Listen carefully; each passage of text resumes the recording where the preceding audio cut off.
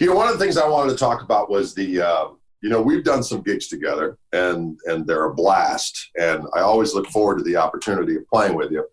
And what's always interesting is that, we get together and play. We have different styles, but there's no, like, I don't want to use the weird expression. There's no wiener measuring. You know what I mean? It's this conversational thing where you're confident in your shoes, I'm confident in my shoes, and we just have this conversation, and it's a beautiful thing. And sometimes you might feel like being a little bit more fiery on something or whatever. And it's this. As I said, it's really a conversation.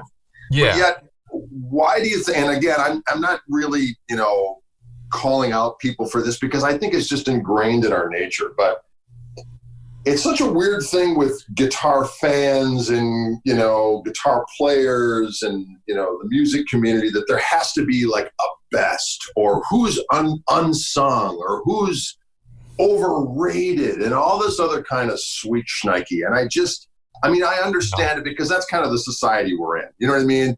A football team's got to be the best. Who's the best quarterback? Who's this, that, and the next thing. But I find in music, it's just so tiring and just overdone. It's like, why can't you just enjoy things for what they are? I mean, I understand it. I'm empathetic towards it. But I just think it's so cool when people can get together, whatever instrument it is, and just have this confidence and ability and mutual admiration to communicate in a way where there isn't this overt barbarism. Yeah. No, the whole head cutting thing, I'm not into it. And I know you two can tell when you play with a musician who is into it, you feel it like in about 25 seconds, Right. If you're playing with someone who's coming from that place. And I rarely encounter that. I think one of the things that if people ask me all the time about different things, and when I do workshops, I stress the beauty of each of us having our own voice, and I urge people to cultivate that. And I had some experiences when I first started.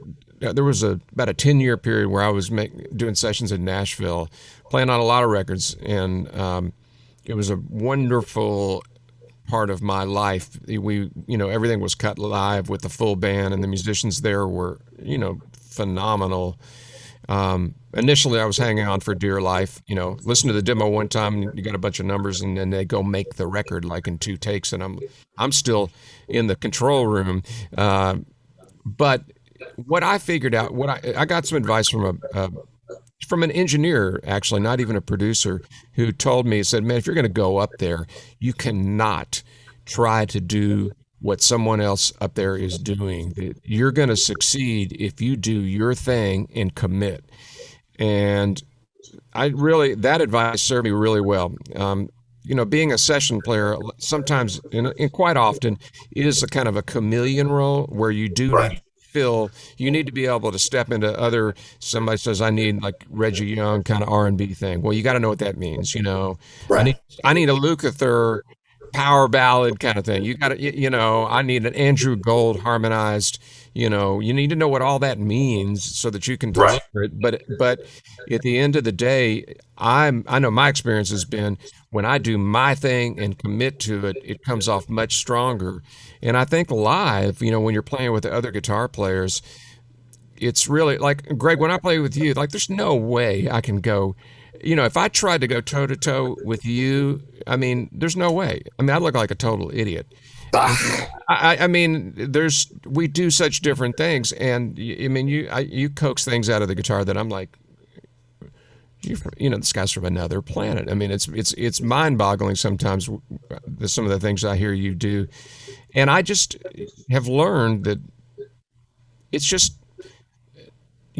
people want to hear you do your thing, and I guess some people kind of get off on the whole idea of, 2 guys going at it, and you can say he kicked his ass. That's Right. And there's, like you see on the internet, there's a lot of that chatter, and I feel really fortunate that I grew up. My formative learning years, which hopefully I'm still in, but I mean, when I was in high school and whatever, there wasn't that thing going on where the comparison game. I mean, I think that the Instagram comparison game, and I fall into it all the time. You know, my feed is full of guitar players that are unbelievable. And, Right. you know, you can, and the minute I start trying to, you know, I let that get into my psyche, like I'm not practicing enough or I need to work on that. I get away from the thing that I do, which has served me well. And so the negativity thing, I feel bad for younger players that are, you know, that get involved or, you know, they can't get away from, you know, this guy's no good or whatever. And I mean, I'm not going to name names, but there are three or four unbelievably talented, wonderful guitar player, musicians, songwriters that are the constant subject of debate whether they're any good or Right. not. And all of them are freaking great. Right. To me, as a, you know, I've been around. I've done this for a while, and I think that these guys are like incredible players. But that comes with, I guess, that comes with the territory of being really successful. And you know, you got to. That's just part of the deal now, I guess. I don't know. Although that brings an interesting question as well as to what is the definition of success? Because I know. to me, you know, and someone asks about, oh, well, how come you aren't playing here, or how come this hasn't happened, and so on and so forth. I'm like, look, I pretty much get to play and say whatever I want and make a decent living.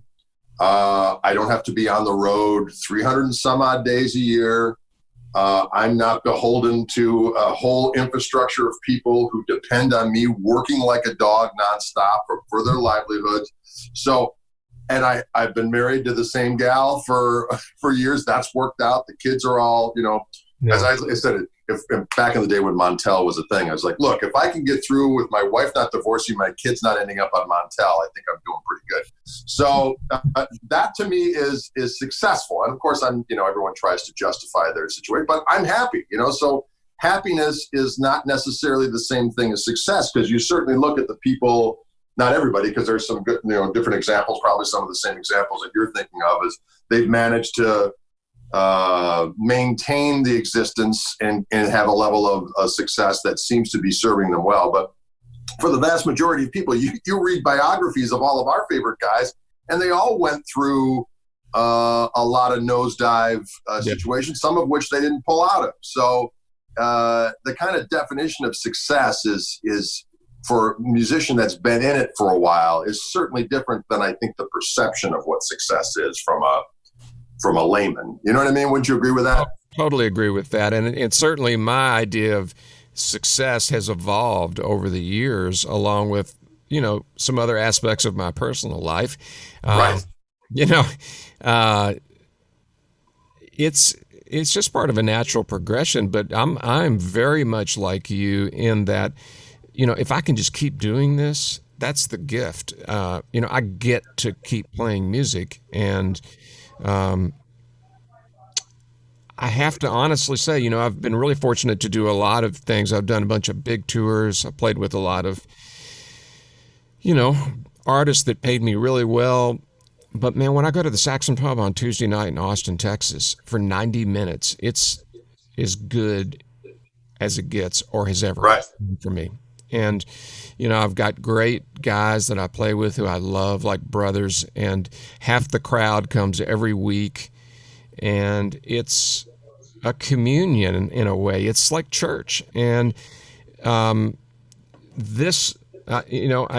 studio is very humble, you know, 7-foot ceilings. It's a garage that floods basically, but I have really good gear and I get really good sounds. And now I'm like backed up with work in here, and I can walk across the driveway to my espresso machine. And, you know, my wife just retired from teaching school for 25 years.